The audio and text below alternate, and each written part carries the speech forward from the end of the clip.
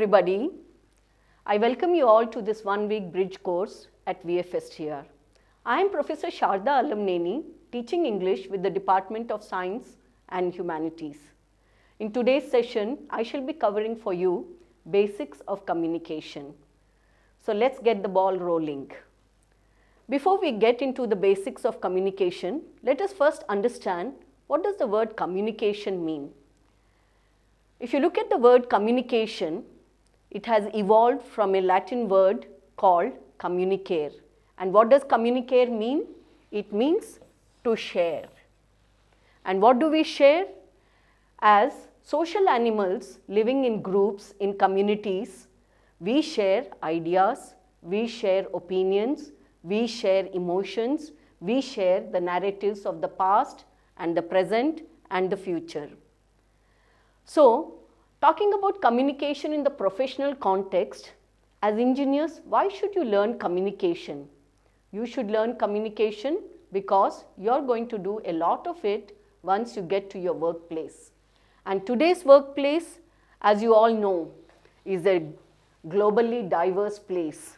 Okay? Today when you work in top-notch MNCs, you are going to be working in multicultural teams. You are going to work in multi-geographical teams. If you get into the IT field, for instance, you are going to work in teams that has offshore members, onshore members, and in both hemispheres of the world. So, you need to have effective and impactful communication skills. You don't need to just communicate, but you need to communicate with impact. So, that's going to be the order of the day. So, as engineers, once you get into your work environment, you're all going to be working in small as well as big teams. The moment you join an organization, you're going to need to interact with others as a part and parcel of your everyday work. And you're going to work across organizational structures. You will work horizontally, you will work vertically, with people who are superior to you in the organizational hierarchy, with people, your colleagues who are working in other teams laterally. So, top down and bottom up will be the communication channels. And you need to know the protocols of communication when you're communicating with a peer, a colleague who is working horizontally at the same position as you, how you should communicate, communicating with a superior, what are the things you need to bear in mind, how to maintain the protocols, the etiquette. These are going to be challenging for you if you do not understand the basics of communication. Apart from that, as you grow, most of you as professionals, you will aspire to grow in the organization and become executives, senior managers, presidents of the companies. So, as you grow into the leadership roles, you are going to need your communication skills because you will be managing teams, you will be delegating responsibilities, you will be motivating them, you will be taking everyday reports and reviewing their work completions. So, these are going to be the challenges for you. If you do not brush up your communication skills and if you are not able to speak effectively and understand what others are saying, then you are going to have a major problem. So, as I said, communication is absolutely important. You are going to share ideas and information once you get to the workplace. You are going to build professional networks. You will be working in teams who are working in other verticals in the organization. You are going to build personal and professional relationships. You are going to need communication skills to influence others in decision making.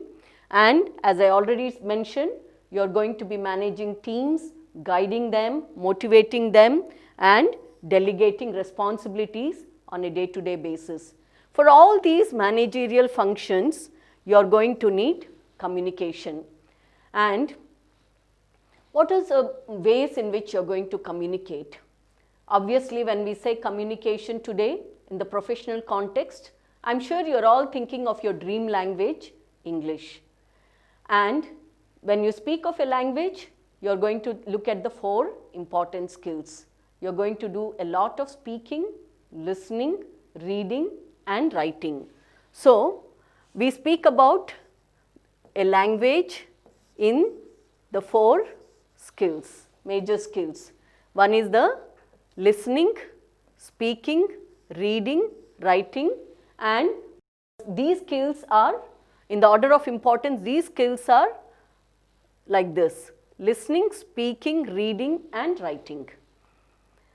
And yes, so if you look at your workplace on a day-to-day basis, this is the distribution of the communication. Most of the time, that is 45% of your communication is dependent on being a good listener.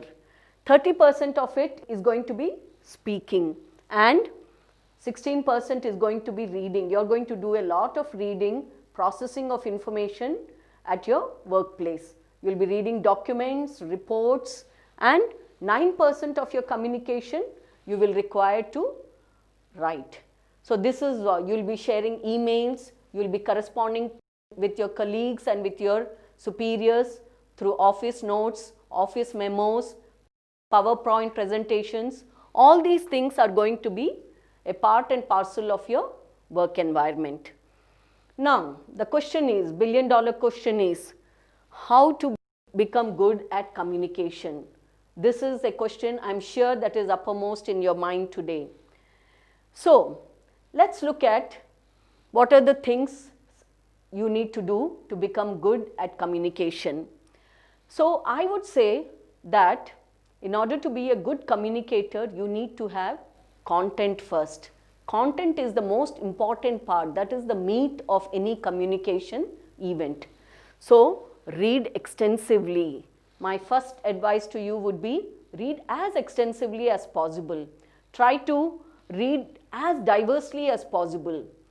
Read good books, read newspapers, read journal articles, improve your knowledge in your own domain as well as in the current affairs across the country as well as the world. So, when you read eclectically, when you read diversely, you are able to connect the events and you are able to understand the reality out there, which is very, very essential for your professional success. So, every day allot at least 15 minutes, I would suggest at least 15 minutes, read a good national daily like the Hindu, or read a good, if you are comfortable with the local dailies like Deccan Chronicle, Indian Express, Times of India, whichever is helpful to you in improving your understanding of current affairs, please try to read. Read a good newspaper and read good competitive magazines which tell you about the current affairs and also give you good analytical information about the events that are happening in the country. Apart from that, try to interact with qualitative people, people who are more knowledgeable than you, people who have interesting things to share with you. I am sure when you are at Vignan University, you are going to have tremendous opportunities for interacting with people. So, Vignan campus life is very vibrant. So, from time to time we do lot of campus events which help students to come face to face with people from industry, people from research organizations, people from the media, people from the business world like budding entrepreneurs. All these people come from time to time to participate in events on the campus. So, when you interact with these people, try to listen to them attentively, listen more, listen attentively, and when you listen, try to make your notes, jot down the small snippets of useful information that you get from each talk, and over a period of time, over 4 years time, when you start putting your notes together, you would be amazed at the amount of knowledge you would have acquired. So, listen more and jot down your notes whenever you attend a talk, a seminar or a presentation. Also, take opportunities to speak. Whatever you learned, if you read something interesting, if you listened to something interesting, watched a useful video, Try to speak. Try to share the knowledge that you have acquired with your peers.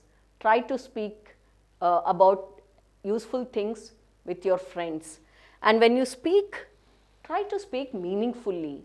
Try to speak in a way that there is a genuine information transfer or knowledge sharing. Don't, and I mean in the professional context, obviously.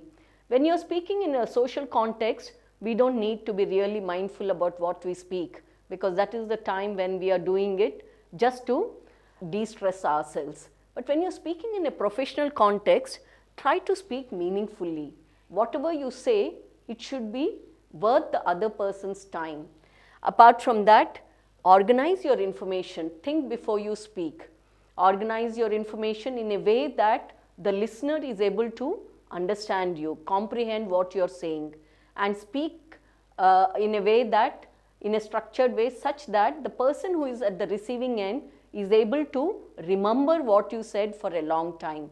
So, arrange your ideas in a certain order so that the person is able to grasp the ideas and also retain it for a longer time.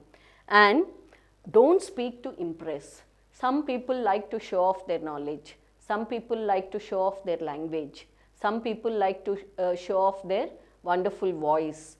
Some of you may be having beautiful bass voice, but this is not what communication is. When you do communication, there should be some useful information that is transferred from one person to another. Communication should have a purpose. So when we say it should have a purpose, what do we mean? There are three important aspects to communication. Who is the speaker? Who is the listener? And what is the setting?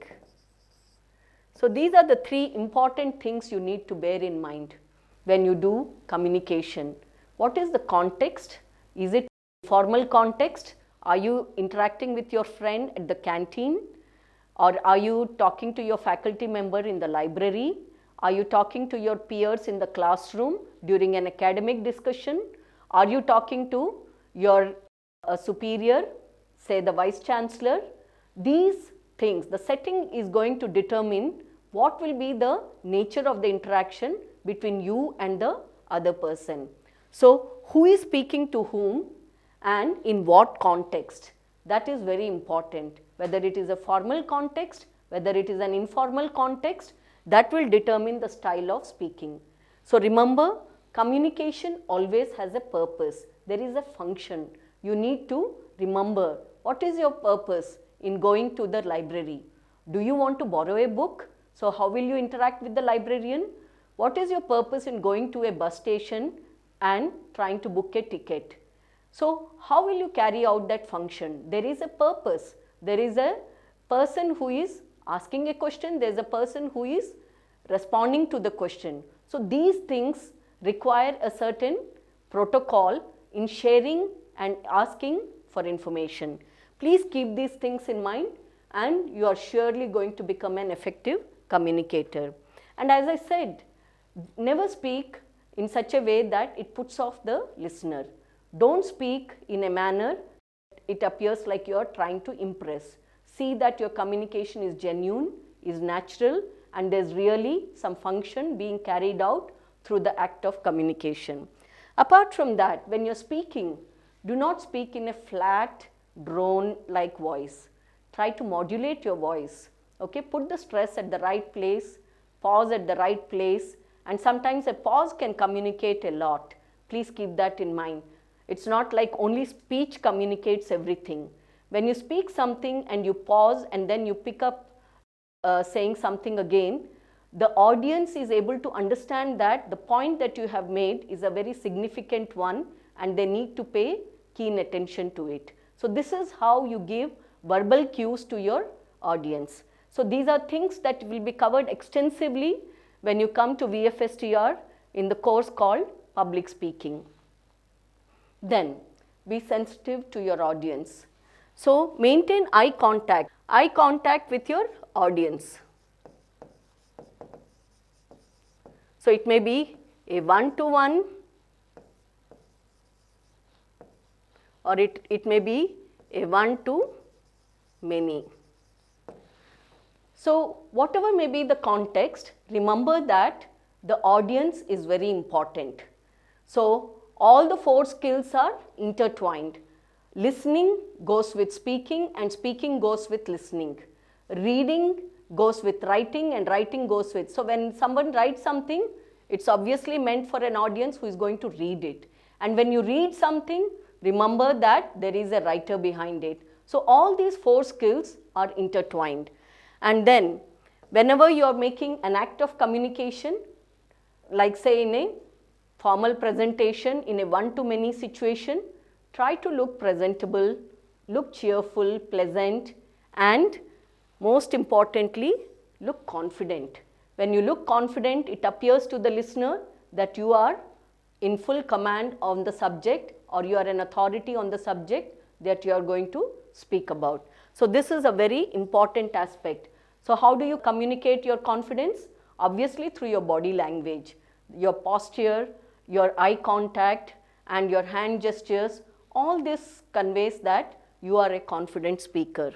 Then coming to the content itself, when you communicate, you need to remember that you have to use the language effectively. Yes, try to improve your vocabulary. When you speak, your vocabulary should be adequate and your vocabulary should be appropriate to what you are going to communicate on. For instance, tomorrow, once you complete your engineering, you are all going to aspire for higher studies, and you will all want to take admission into top US and European universities. Before you go abroad, you will have to write some competitive exams like GRE, IELTS, TOEFL, and even if in India also, if you write an exam like GATE, or you write an exam into a top business school, then you need to write CAT. For all these exams, you will be tested on your verbal aptitude, you will be tested on your ability to speak and write well. So for instance, IELTS exam, you will be tested on all your four skills. As I just mentioned, LS, R, W. So competitive exams like GRE, competitive exams like IELTS or TOEFL will test you on your ability to use English language effectively. So improve your vocabulary. So whenever you speak, try to diversify your expression. Try not to use limited set of words repeatedly. That becomes boring and that also sounds very stilted when you speak. For example, if I say I am happy, yes, it does convey something. But if I say I was immensely happy when I saw my old friend whom I last saw only in school. When I say immensely, I was elated, I was overjoyed. So this gives a little more diversity to your expression, and this communicates the idea or your feeling more forcefully and more colorfully and impactfully. So use vocabulary suiting the context and use as many picture words as possible. Try to use more adjectives, try to use more adverbs which help you to describe things. So when I say he was woefully sad, so the word woeful communicates something more poignant about the feeling than simply the expression sad. It is so pathetic. When I say pathetic, the word pathetic communicates something more powerfully than if I say it is so sad. So these are some of the adjectives which help you to. So if I say she looks so gorgeous, instead of saying she looks beautiful, if I use the word she looks absolutely stunning, she looks so gorgeous. So when I say absolutely stunning or so gorgeous, look at the usage of the word adverb absolutely. When I say absolutely, it sounds something more powerful. When I say gorgeous, it sounds little more impactful. So try to diversify your expression, not to show off, but to be more impactful. And also use a little more diversity in sentence structures. Try not to use the same kind of sentences when you're communicating. Try to use a mix of simple and complex sentences. If you have related ideas, try to cluster them together. For example, if I say, I went to a movie last night, I saw my old friend there, I enjoyed the film, I had some popcorn with my friend. These are all different thoughts, but if you string them together and make a complex sentence, it sounds more impactful. Last night I went to a film where I met my old friend and we had a jolly good time together watching the film and eating some popcorn in the break. See, I have clustered the ideas together to string them together to make a complex sentence so that there is a continuity and a smooth flow of thought. So this sentence sounds more impactful than the earlier one, which sounded a little bit elementary. So try to diversify your sentence structures by using a combination of simple and complex sentences. Try to diversify your vocabulary by using more colorful picture words like I gave you the examples, adjectives of color, adjectives of texture, adverbs of manner, and so on. And also, over the course of 4 years, I want all of you to improve your pronunciation. I was just mentioning to you earlier that you need to modulate your voice, but pronunciation is an equally important factor when you talk about speech. So most of our students, Indian students, have a problem because for us English is an alien language, it is not our mother tongue. So we cannot speak like Native Americans or Native Britishers, but certainly we can try to neutralize our pronunciation to see that there is no accent or impact of our mother tongue in the way we speak English. So how can we do that? As I already mentioned to you, listen more, listen to the language more, listen to some standard news channels like BBC, like CNN, see how the native speakers speak, where they pause, what is the rhythm and what is the pace of their speaking, and most importantly, how do they pronounce words. So very often I find that when I interact with my students, very often I find that students have problem with pronunciation of even simple words. For instance, words like poor, words like world, words like against. So many students coming from rural areas who have not had enough exposure to the language, instead of saying poor, they say poor. Instead of saying world, they say world. So in English language, R is rarely rolled. Very often R is silent. World, word.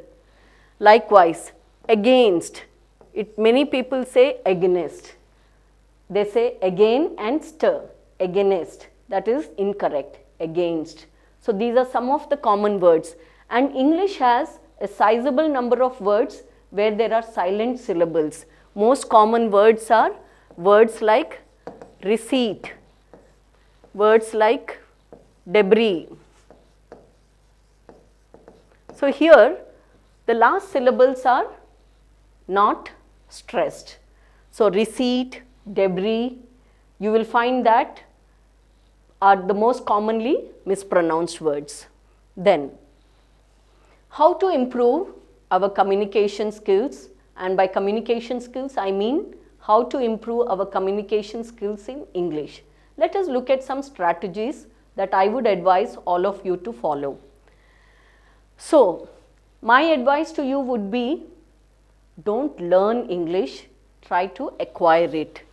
Start acquiring the language like young kids do. How did you learn your mother tongue? You learned your mother tongue because you were immersed in it. So, I want you to do the same thing with English.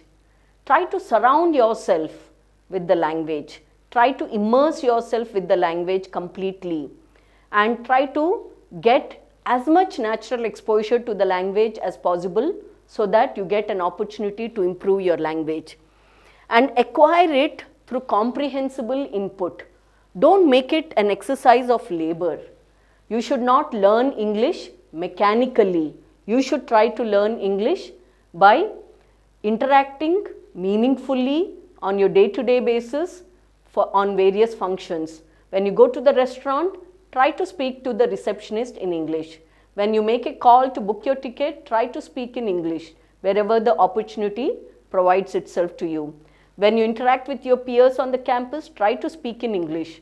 When you go to your faculty staff room to ask a doubt, try to speak to them in English. Immerse yourself with the language and you will get lot of opportunities to improve it. Slowly but surely, over 4 years, you would acquire the language naturally and you will feel extremely comfortable in the usage of it. As I said, don't try to learn it mechanically. Very often I find students suddenly wake up to the idea that they have to write an IELTS exam or they have to write a GRE exam or they have to take a TOEFL exam. It's just round the corner and they get into a panic. Then they start memorizing word lists. They start listening to the language more. They start reading more. But language, as I said, takes time to acquire. So 4 years is a good time to invest in learning English rather than 4 months. 4 months will not give you the same kind of results that 4 years of gradual, slow exposure would give you. So I would advise you not to do it laboriously, but to enjoy the exercise and love the language. Immerse yourself deeply, engage with it closely, and over a period of time, before you know, you would have improved by leaps and bounds. Also, find a strategy that works for you. In learning a language, there is no hard and fast rule that what works for another person may work for you. I would advise you to think what are your own learning skills like? What is your aptitude? How do you learn best? Do you learn better when you listen to the language more, when you read the language more, when you speak the language more? Do you learn it better when you are working on the language or listening to it early in the morning or late in the evening? All these things you need to decide for yourself. There is no one solution for all. Each one of you must decide which is the best strategy for you to learn. I would say that you will have abundant opportunities to learn and improve yourself. For instance, you all come to the college, university campus by bus. Why don't you have an app? There are some free apps like Duolingo which you can download over your mobile phone, and while traveling in a bus, commuting to your university or going back home, you can use the app to improve your language even as you are traveling or when you are waiting for a bus. These are opportunities during your 4-year study here. Also, try to seek the right peer group. Don't try to get into a comfort zone. All your life you have spoken in your mother tongue. When I say speak in English and try to expose yourself more to the language, I am not saying that you should do it at the cost of your mother tongue. What I am trying to say is, look for opportunities to speak in English, maximize them, because you have opportunities to speak in your mother tongue at home anyway, and you have spoken in your mother tongue for a good part of your life. Now, prepare yourself professionally by looking for groups or study groups or students who are more intelligent, more competent speakers of the language than you, and try to interact with them and form a circle of friends who are also likewise motivated and who will give you opportunities to learn and grow while growing themselves. So I want you to look for the right peer group. Look for people who speak English and who speak it flawlessly, and you will have opportunities to listen more and interact more. Also, most importantly, your life at VFSTR is going to be very, very eventful.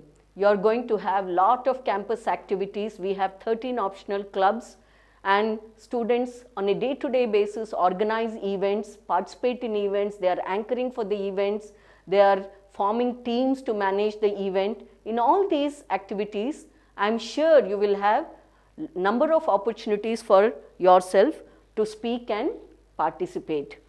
Then try to adopt a language parent. Now, why do I say a language parent? How did you learn your mother tongue? You learnt your mother tongue by listening to your mother, your father, your grandparents. So, they gave you so much of exposure to the language that you picked up the sounds, syllables first, and then you started through trial and error by lisping and gradually improving your language skills. First you spoke in sounds, then you spoke in words, and then strings of sentences, and then gradually you picked up sentences. So, try to look for a peer or a person who can be a mentor for you when it comes to the language. Maybe you have students from other states like Tamil Nadu, or a student from other country who is on the campus who speaks better than you. Form a kind of deal with them. You teach them your mother tongue and they can teach you English. So look for a language parent, a person who can act as your mentor, who can guide you and who can give you more exposure to the language by speaking to you on a regular basis. So this is a strategy that really works. And then set aside some exclusive time on a daily basis. Every day ask yourself, what is my language improvement like? Have I learned any new words? How much time have I interacted in English? Have I listened to anything fruitful? Is there anything new that I learned, new words or new idioms, or have I improved my pronunciation? Set aside some exclusive time on a daily basis for picking up your language skills. And it is said that in fact our Indian languages are more complex than English. English is an easy language to learn provided you do it strategically and thoughtfully over the 4 years. It is believed that on an average, a person who is at the beginner stage also, regular practice requires 500 hours to pick up the language. And if you invest that kind of time, you can become a very proficient speaker of language. And before you know, you will be speaking fluently and everybody will envy you. So when I say 500 hours, you need not really get worried because you are already doing some courses in English. In the first 2 years, you are going to do a few courses which I will brief you about. So if you take the academic hours, 500 hours means roughly 1 to 1.5 hours per day. And that's not a big time considering that there are 360 days in a year. And 5 hours in a week, you are already doing it as a part of your curriculum. So beyond that, how much time you need to invest, think about it and see that you spend adequate time to pick up your language on a regular basis. Also look for opportunities to speak. Whatever you learn, when you practice, you have picked up a new word, look for opportunity to use it in your conversation. Look for an opportunity to use it in your presentations if you are speaking in the classroom. Look for an opportunity on the campus to do anchoring, organize an event, anchor an event, and these opportunities will give you more confidence to move on fast. And listen to the language on a regular basis. I have already told you, you should listen more. Listen to BBC, listen to CNN, watch National Geographic or watch Indian national channels. All these channels should be both enriching on an information basis as well as on the language basis. When you listen to more of good language, you unconsciously pick it up and you become a good speaker in turn. Apart from that, read as much as you can. To write well, you need to read more. And read, as I said, good things. First you can start. For instance, if you are reading a newspaper, it may not be easy to read an editorial article on day one. Start reading your favorite columns in the newspaper. Read a sports column, read a movie review, or read some celebrity news, page 3 gossip. Doesn't matter what you read, start reading and gradually expand your reading base Try to read articles that could be useful to you professionally, and before you know, you would be able to read a newspaper in 15 minutes flat. A practiced reader can complete a newspaper in 15 minutes if you are reading on a regular basis. So read voraciously, read on a regular basis, and over a period of time, I am sure you would become faster reader and more proficient reader. Also, so how do you write? Whatever you read, I am sure all of you have lot of opportunities in today's world. I am sure you are all using WhatsApp. You try, instead of using WhatsApp, I would suggest use social media like Twitter. When you use Twitter, try to exchange opinion on contemporary issues of the day. Follow people in your own domain. I'm sure if you are training to become an engineer, you will have join professional networks like LinkedIn, where you can exchange news about the industry, about the most happening technologies and tools, and you can get professional updates on a network like LinkedIn. Join Twitter, where you can share social and political news by following important thinkers. For instance, if you follow Modi, if you follow Shashi Tharoor, you will know what is happening in the country, and you will also be able to formulate your opinions more effectively. So write as much as you can, short snippets on Twitter, WhatsApp, or even perhaps you can even, if you are a little more engaged writer, you can start your own blog.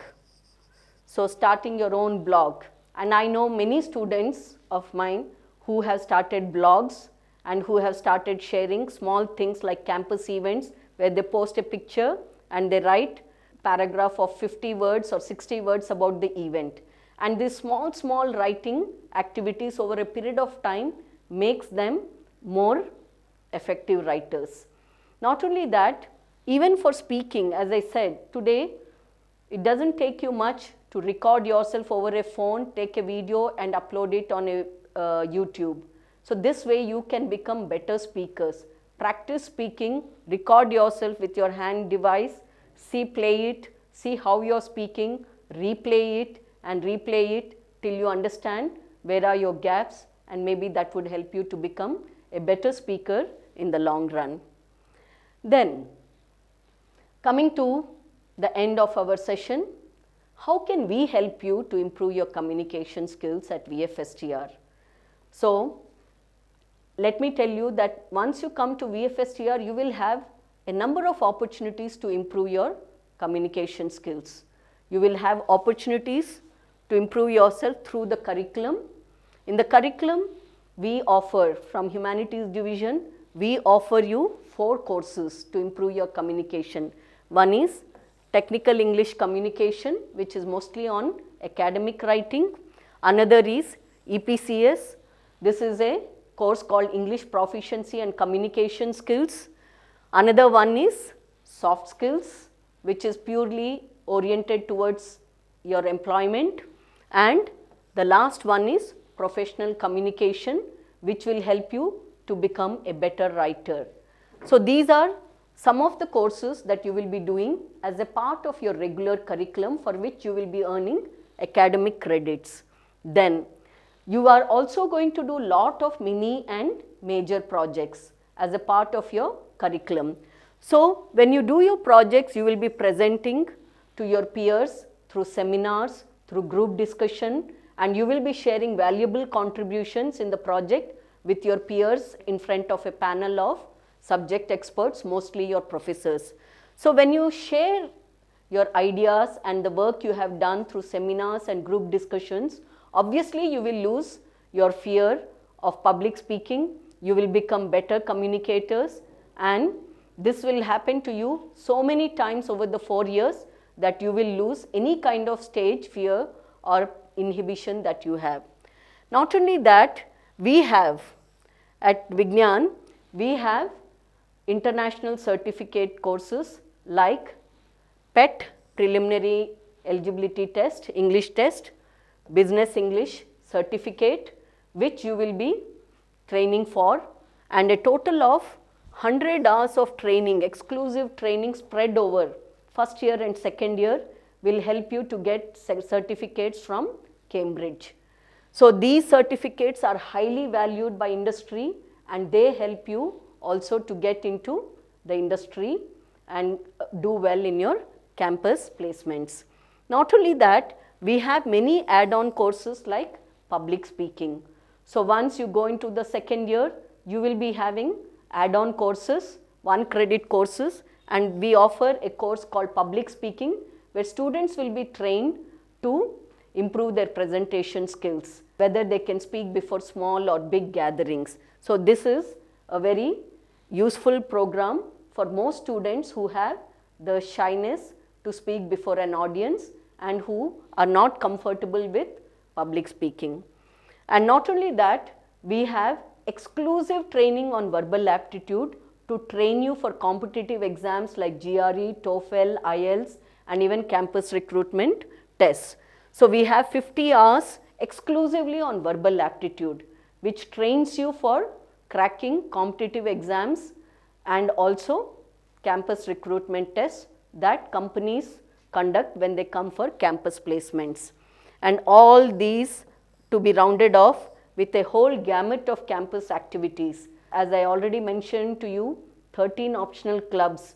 One among them is Literary Club, where you have opportunities to conduct regular debates, regular jam sessions, regular poetry competitions, and you also have a theatre club where you can lose your stage fear.